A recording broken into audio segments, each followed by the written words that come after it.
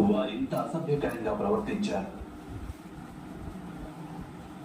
ఇక లోకంలోని సామాన్య స్త్రీలను ఏ స్థితికి చేరుస్తారు? ఆలోచించు సఖి.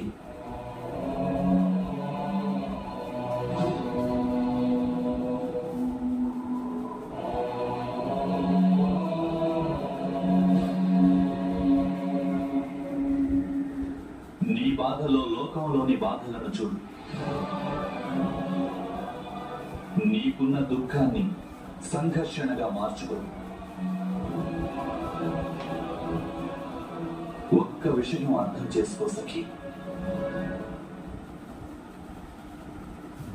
ఎవరైతే తమ బాధల గురించి చింతిస్తూ జీవిస్తారో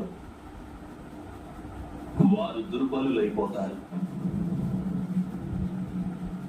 కానీ ఎవరైతే ఈ సమాజంలోని బాధలను తమ బాధలుగా తలచి జీవిస్తుంటారో వారు బలవంతులైపోతారు.